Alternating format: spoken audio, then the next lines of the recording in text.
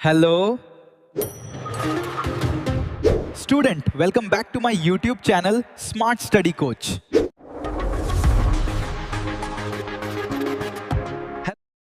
तो यहाँ आपको दिया गया है y equal to cos inverse x के रूप में, ठीक है, जिसमें आपको बताया गया है x और y के पदों में हमें क्या निकालना है, cosec को निकालना है। x दिया गया है जो कि आपको मॉड के रूप में और एक रेंज तक दिया गया है कि वो, ठीक है, एक से बड़ा या फिर एक के बराबर हो, ठीक है। मतलब कि जैसे कि आपने देखा होगा सेक और कॉसेक की वैल्यू को जब हम लोग क्या करते हैं एक तरीके से व्युत्क्रम में देखते हैं साइन और कॉस को, तो कहीं ना कहीं उसकी वैल्यू 2 भी आ जाती है, ठीक, आपने इसको देखा होगा। तो यहाँ हम लोग कह सकते हैं इसको कि इसकी जो y की जो बिलोंग्स करने की वो है व्यवस्था, यानी कि त्रिकोणमितीय अनुपात में इसको व्यक्त किया गया है, वो आपको -π/2 से और +π/2 तक हमें देखने को मिलती है, ठीक। तो ये तो हो गई इसकी रेंज के बारे में। अब फिर आगे क्या बताया जा रहा है कि cos अगर थीटा के रूप में दिया गया और x को इसको हम परिवर्तित करेंगे तो हमारा क्या बनकर आएगा, cos inverse x equal to theta, यानी कि एंगल के रूप में, कोण के रूप में, ठीक। अब कोण को जब हम लोग देखते हैं तो कोण की व्यवस्था आप देख सकते हैं -π/2 से और +π/2 के रूप में दिया गया, जो कि इसी तरीके से व्यक्त किया गया, ठीक। और ये बताया है कि -0 के रूप में, जैसे आप देख सकते थे कि इसको ये बिलोंग्स कर रहा है, ठीक है। और यहाँ आप देख रहे हैं कि ये बिलोंग्स तो कर रहा है -0 के रूप में। हमने आपको बताया था कि जब कोई चीज किसी भी, मतलब जब आप लोग समुच्चय पढ़े थे या संबंध के रूप में, तो उन्होंने बताया जब कोई चीज माइनस होती है तो उसमें फिर आपको दिया गया है ये फलन के रूप में, फिर ये दिया गया आपको प्रांत के रूप में जो कि -1 से +1 के रूप में रहेगा। लेकिन यहाँ मॉड लगा हुआ है, ठीक है, तो इस कारण हमें माइनस क्या है दिखाई नहीं पड़ेगा, मतलब कहीं भी हमें अगर वैल्यू निकालते भी हैं तो माइनस दिखाई नहीं पड़ेगा। जो इसका प्रतिशत दिया गया है वो दिया गया है -π से -π/2 से π/2 तक दिया गया है, और साथ साथ दिया जा रहा है 0 को, ठीक है। तो यहाँ हमने इसको बताया कि एक तरीके से ये इसको इंटरसेप्ट के रूप में परिवर्तित कर रहा है, ठीक। लेकिन अगर इस चीज को ये देखा जाए कि अगर ये संख्या बढ़ती जाएगी, ठीक है, इससे π/2 जो आपको दिया गया है +π/2, ठीक है, और साथ साथ -π/2 को दिया गया है, तो अगर हम लोग ग्राफ के माध्यम से इसको समझेंगे, ठीक है, तो ये कार्य इस तरीके से करेगा, कैसे देखिए। तो यहाँ बताया कि अगर हम लोग x को, जिससे यहाँ पे 0 दिया गया है, ठीक है, अगर हम लोग x को क्या करते हैं 0 कर देंगे, ठीक है, तो जो x की वैल्यू दी गई है, जैसे हम लोग ये कहें कि अगर x को एक तरीके से 0 कर दिया जाएगा तो x को जो ग्राफ हम लोग देखेंगे, ठीक है, जो कि x को दिया गया है, तो आप देख सकते हैं धीरे धीरे क्या कर रहा है, यहाँ से बढ़ना शुरू हो रहा है, ठीक है। और इस साइड आप देखेंगे तो ये इधर से चल रहा है, ध्यान रखिएगा, ये इधर से जाएगा तो धीरे धीरे नीचे x की तरफ झुकता जा रहा है, और ये क्या हो रहा है एक तरीके से इसकी तरफ बढ़ता जा रहा है, जो कि हमें -π/2 के रूप में दिया गया, ठीक है। तो ये एक चीज बता रहा है कि ये कभी, मतलब एक तरीके से स्पर्श तो नहीं करेगा, लेकिन हमें ऐसा लगेगा कि स्पर्श कर रहा है। और इसका जो झुकाव है ये y से लेकर के, इसे y इक्वल टू क्या दिया गया, -1 से लेकर के -π/2 के रूप में, क्योंकि आपको अगर ध्यान हो तो हमने जब cos का जो एक cosec दिया इसका साइन हम लोग देखते हैं, ठीक है, तो हमने देखा होगा वहां -1/2 से और मतलब -1 से +1 के रूप में दिया गया था आपको, ठीक। तो हमने देखा था यहाँ पर कि माइनस के रूप में जो इधर हम लोग परिवर्तित करते थे, तो यही बताया कि अगर माइनस से π/2 के रूप में दिया गया है तो ग्राफ क्या होगा, धीरे धीरे और नीचे झुकता चला जाएगा। ये जो व्यवस्था है धीरे धीरे और क्या होती जाएगी, नीचे झुकती चली जाएगी, और ये जो है ये झुकता नहीं जाएगा, ये धीरे धीरे और आगे बढ़ता चला जाएगा, और ये इसी स्थिति में है कि धीरे तरीके से क्या कर लेगा, वृत्त बना लेगा आगे चलकर, ठीक। और ये जो है ये धीरे धीरे आगे इस तरीके से क्या होगा, झुकता चला जाएगा। तो इससे पता चला ये स्पष्ट तो नहीं कर, लेकिन ये भी झुक के आगे चलकर क्या करेगा, वृत्त के रूप में आ जाएगा, ठीक। तो ये जब वृत्त के रूप में आ जाएगा, ठीक, तो इसकी जो प्रक्रिया होगी वो दोनों के, इसके और इसके क्या हो जाएगी, बराबर होने का कार्य करने लगेगी। ये आपको बताया गया इसके परिसर में, ठीक है, ये चीज बताया आपके परिसर में, और ये बताया आपके ग्राफ के रूप में, कॉसेक इनवर्स के रूप में।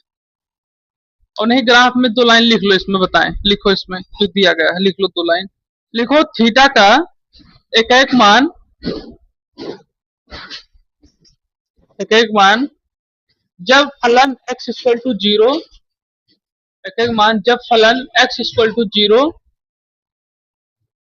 0 पर अपरिभाषित है, इसी के उसमें लिख लो, ज्यादा समय रहेगा, परिभाषित है, तब ग्राफ x अक्ष पर कोई मान नहीं है, तब कोई मान नहीं होगा, ठीक, कोई मान नहीं होगा। परंतु जैसे जैसे x का मान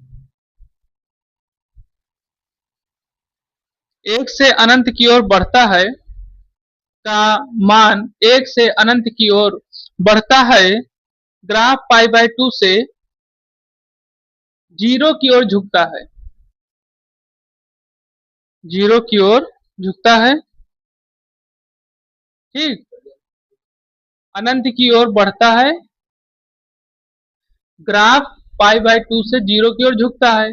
अब यही प्रक्रिया हम लोग माइनस में जानेंगे कि जैसे जैसे -1 से अनंत की ओर बढ़ता है, दूसरे में लिखो कि जैसे जैसे x का मान -1 से माइनस अनंत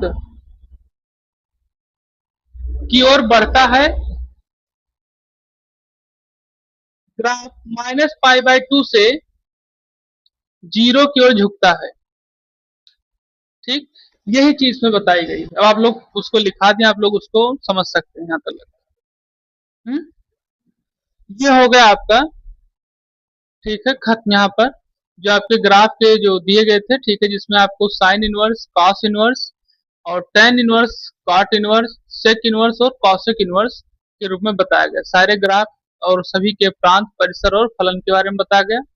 अब हम लोग इसके नियम के बारे में कुछ पढ़ेंगे, मतलब कुछ समीकरण पढ़ेंगे, कुछ क्वेश्चन आंसर, मतलब एक तरीके से फार्मूला पढ़ेंगे, फिर उसके बाद क्वेश्चन आंसर को क्या करेंगे, समझेंगे।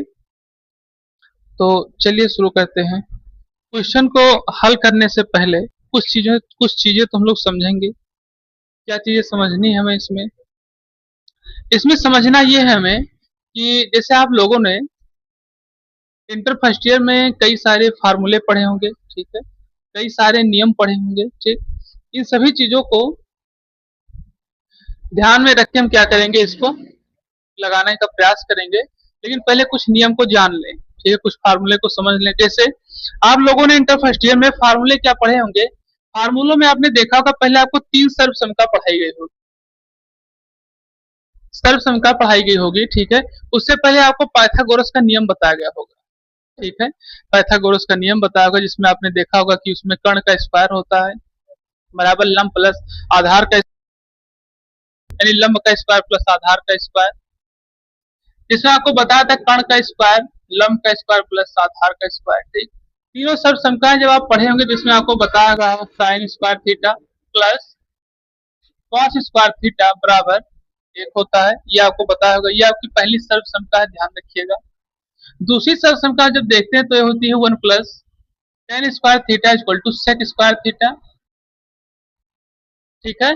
और जो आपकी तीसरी सर्वसमता होती है वो क्या होती है, वो होती है 1 plus cot square theta equal to cosec square theta.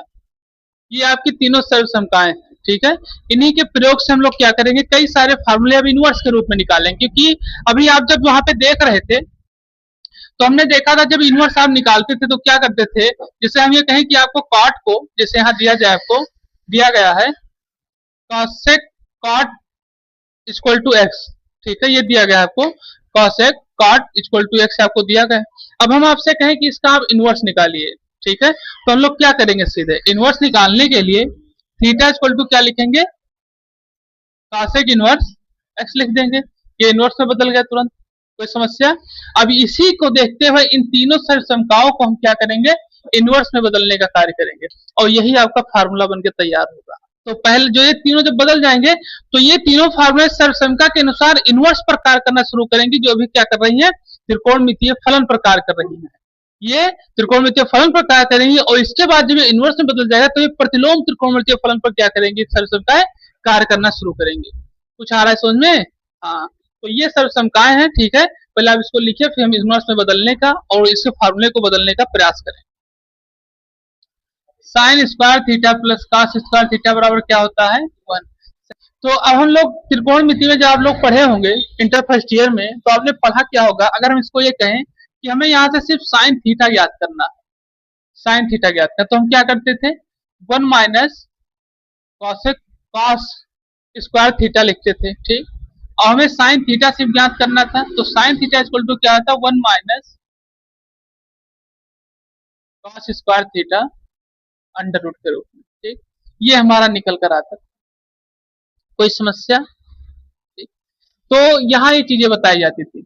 अब हम जब यही क्या करेंगे, इनवर्स के रूप में ज्ञात करेंगे, क्या करेंगे, इनवर्स के रूप में जिसको हम ज्ञात करेंगे, तब इसमें परिवर्तन क्या होगा वो भी आप देखिए। जैसे देखिए हमें पता है थीटा जो दिया गया है वहां किसका रूप हो जाएगा, जैसे इसको हमें बदलना पड़ेगा। तो ये हो जाएगा साइन थीटा इक्वल टू क्या हो जाएगा, साइन थीटा से, तो इक्वल टू क्या हो जाएगा, एक्स के रूप में रखते हैं इसको। तो ये हो जाएगा theta equal to sine inverse x हो जाएगा। ठीक है, तो अब यहाँ theta equal to sine inverse x हो गया है। तो अब इसका मतलब समझिए कि जहां जहां थीटा लिखा है वहां हमें क्या लिखना पड़ेगा, साइन इनवर्स एक्स लिखेंगे। तो ये आपका जो दिया गया है साइन इनवर्स एक्स तो लिखेंगे, लेकिन यहाँ हम एक्स मानकर तब इसको लिखेंगे अब। ठीक है, एक्स मानकर इसको क्या करेंगे, हम लोग लिखेंगे। तो अगर हम इसके रूप में लिखते हैं तो ये आपका हो जाएगा sine inverse theta equal to 1 minus x square,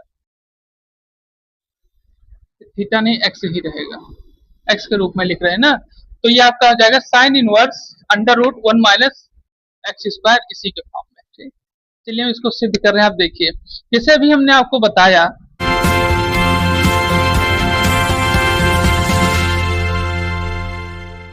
channel को लाइक करें, शेयर करें, सब्सक्राइब करें, कमेंट करें और फॉलो करें।